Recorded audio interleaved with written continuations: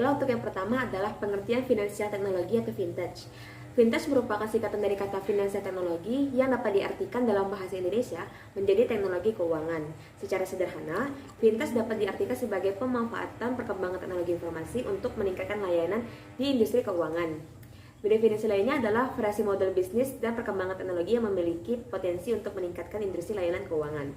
Menurut definisi yang dijabarkan oleh National Digital Research Centre atau NDRC, teknologi finansial adalah istilah yang digunakan untuk menyebut suatu inovasi di bidang jasa finansial, di mana istilah tersebut berasal dari kata finansial dan teknologi atau vintage yang mengacu pada inovasi finansial dengan sentuhan teknologi modern. Berdasarkan secara hukum, finansial didapat dari pasal 1 angka 1 Peraturan Otoritas Jasa Keuangan Republik Indonesia nomor 13 POJK 02/2018 tentang inovasi keuangan digital di sektor jasa keuangan. Disebutkan, inovasi keuangan digital yang selanjutnya disingkat IKD adalah aktivitas perbaruan proses bisnis, model bisnis, dan instrumen keuangan yang memberikan nilai tambah baru di sektor jasa keuangan dengan melibatkan ekosistem digital.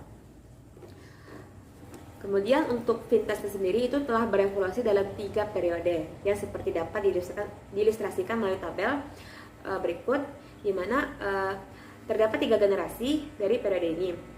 Dimulai dari periode pertama yaitu 1866 sampai 1987, dinamakan dengan vintage 1.0, di mana sektor ini merupakan periode yang sektor keuangan dan teknologi pertama kalinya dikombinasikan dalam rangka memperluas jasa keuangan. Dalam periode ini juga untuk pertama kalinya itu dibangun infrastruktur keuangan teknologi yang dapat dipermudah layanan keuangan untuk dilakukan.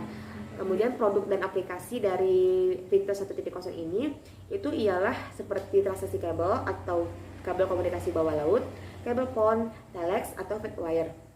Kemudian untuk generasi kedua yaitu vintage 2.0 itu dimulai dari tahun 1987 hingga 2008, yang dimana merupakan tahun transisi perubahan dari era teknologi produk menjadi jasa atau keuangan yang secara digital. Pada pengguna produk ini dikombinasikan dengan penggunaan teknologi yang mendukungnya. Inovasi keuangan yang dibangun pun sedikit banyak mempengaruhi perilaku konsumen, terutama dalam mengurangi aktivitas konsumen keuangan untuk berkunjung ke lembaga jasa keuangan. Beberapa inovasi keuangan yang terdapat di dalam periode ini seperti ATM, credit cards, electronic stock trading, dan bank mainframe komputer. Kemudian untuk generasi yang ketiga yaitu dari 2009 sampai sekarang itu terbagi menjadi 2 generasi yaitu vintage 3.0 dan vintage 3.5, di mana peningkatan pengguna jasa keuangan di dalam era ini sangat meningkat karena adanya peningkatan jumlah penggunaan smartphone dan didukung dengan inovasi produk jasa keuangan di mana di era ini mempermudah konsumen keuangan untuk menggunakan produk atau jasa keuangan. Kemudian oleh karena itu di dalam periode ini terdapat ketergantungan konsumen terhadap teknologi digital sangatlah tinggi. Oleh karena itu di dalam periode ini terdapat lonjakan jumlah perusahaan startup.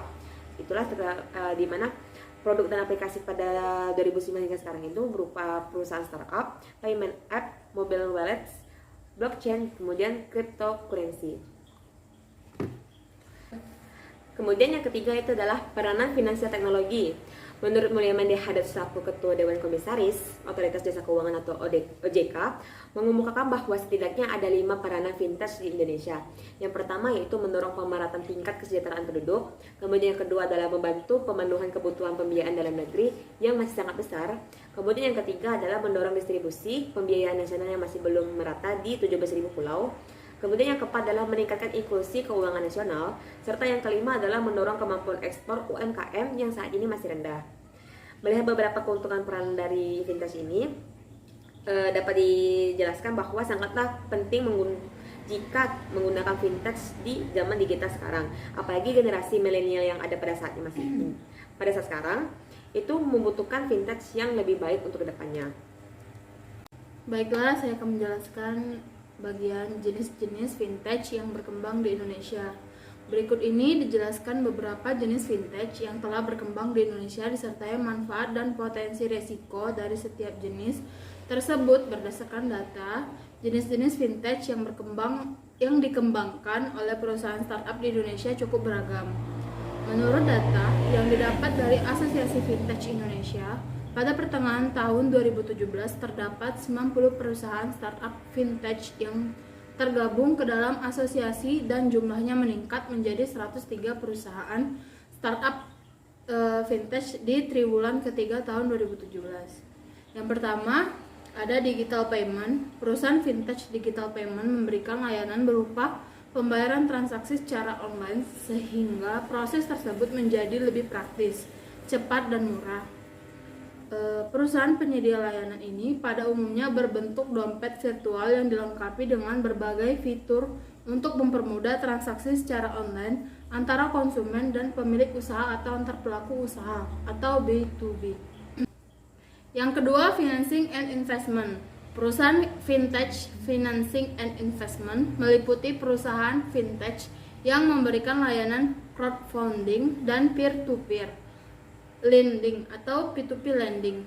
Biasanya perusahaan fintech dalam kategori ini dapat menjadi perusahaan fintech crowdfunding, perusahaan P2P lending, ataupun kombinasi keduanya. Perusahaan fintech akan mengundang pihak lain untuk menjadi investor atau pemberi dana.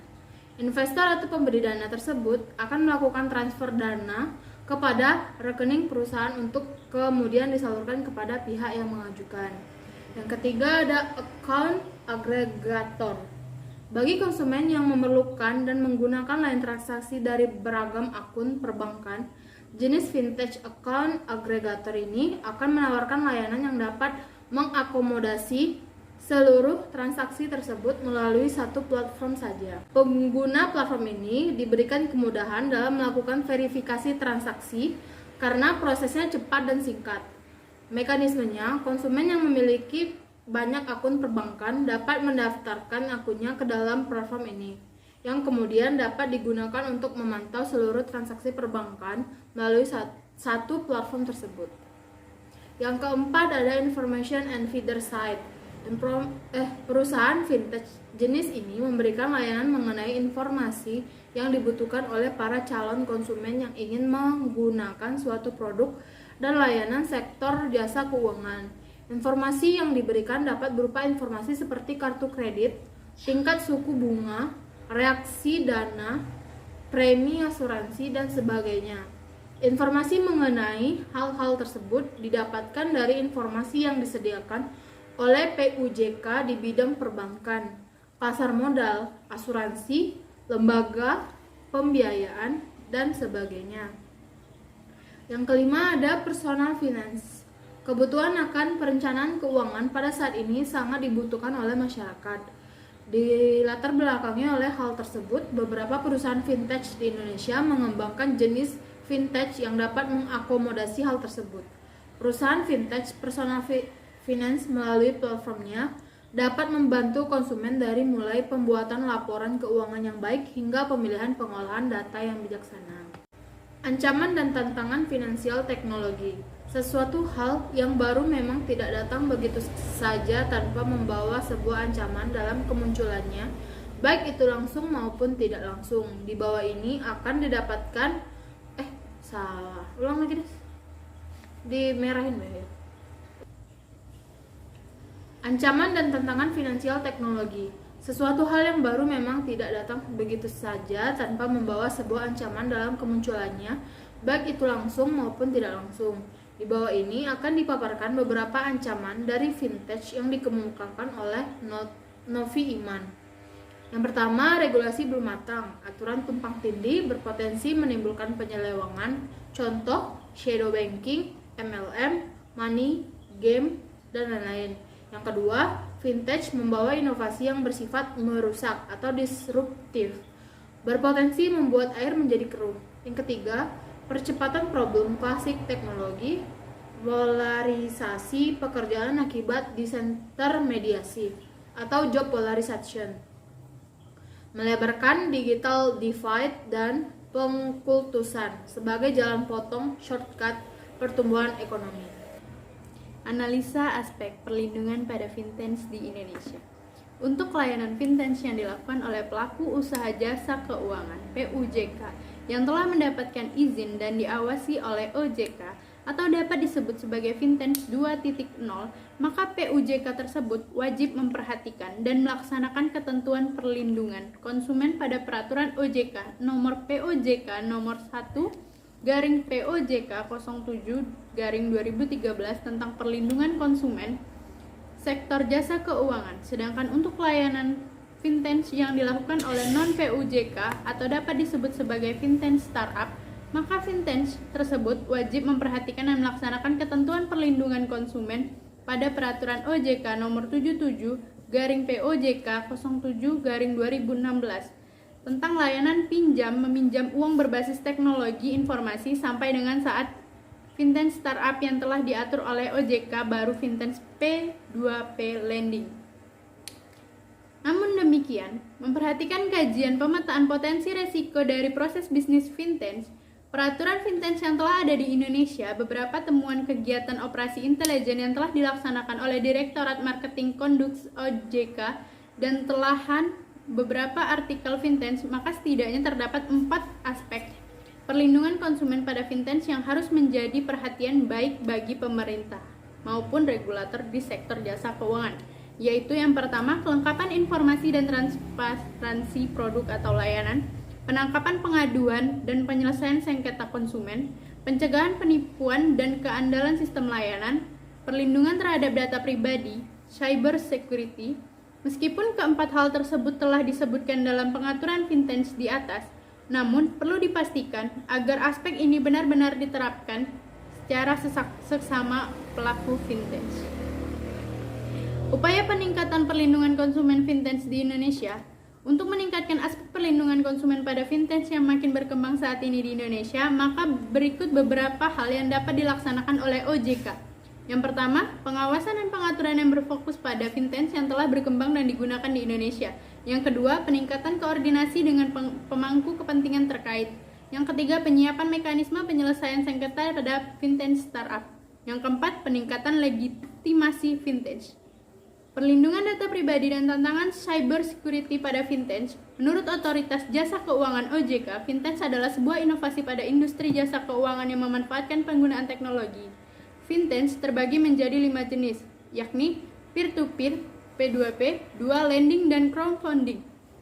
Yang ketiga, manajemen risiko investasi. Yang keempat, payment, clearing, and settlement. Yang kelima, market aggregator.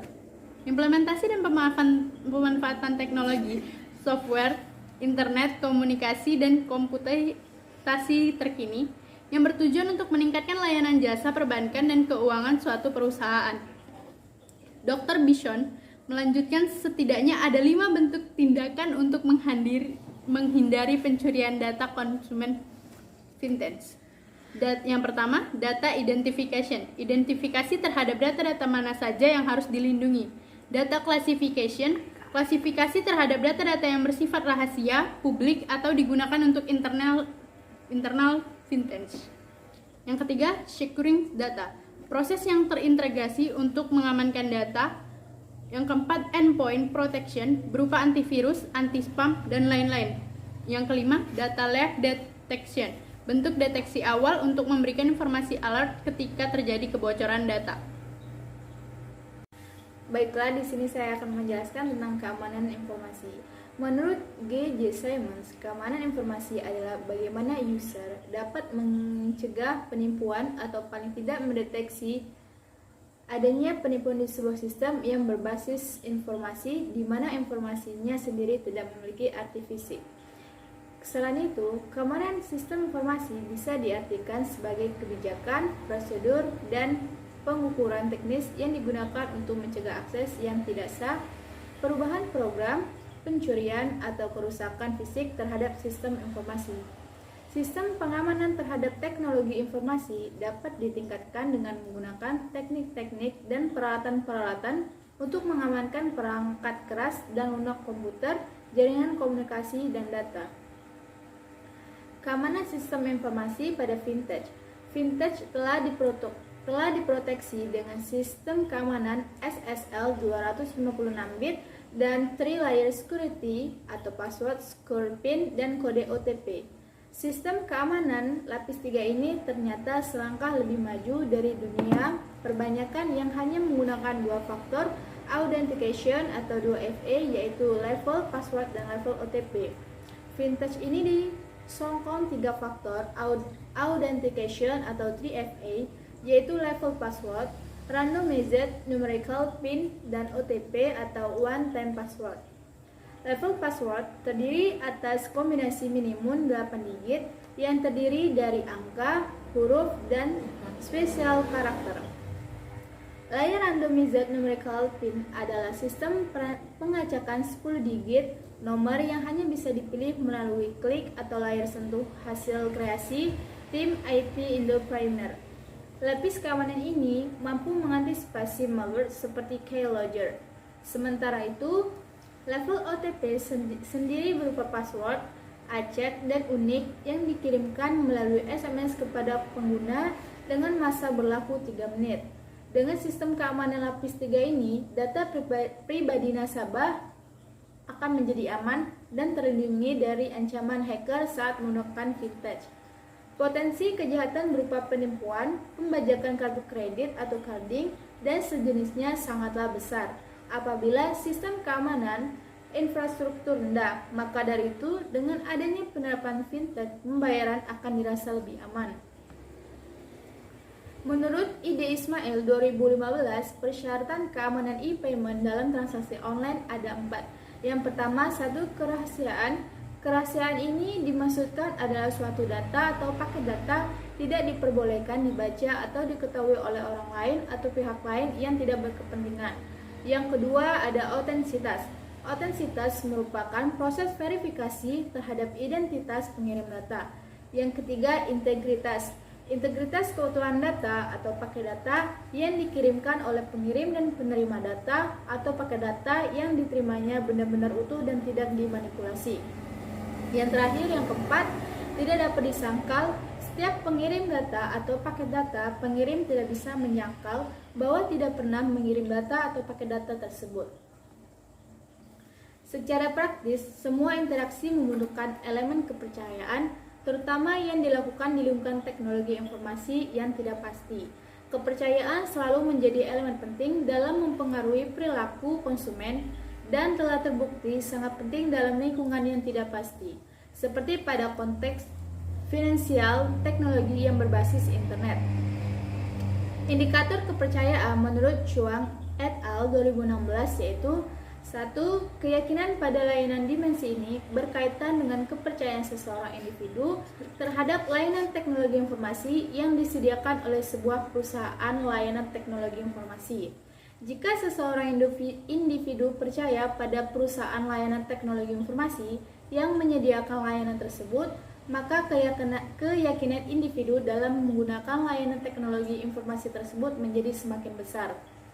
2. Persepsi kualitas layanan dimensi ini berkaitan dengan kepercayaan seorang individu terhadap kualitas sebuah layanan teknologi informasi. Sebuah layanan teknologi informasi menyediakan kualitas pengoperasian layanan yang berbeda. Jika seseorang individu merasa terpenuhi atas kualitas transaksi sebuah layanan teknologi informasi, maka kepercayaan seseorang individu dalam menggunakan layanan teknologi informasi tersebut menjadi semakin meningkat.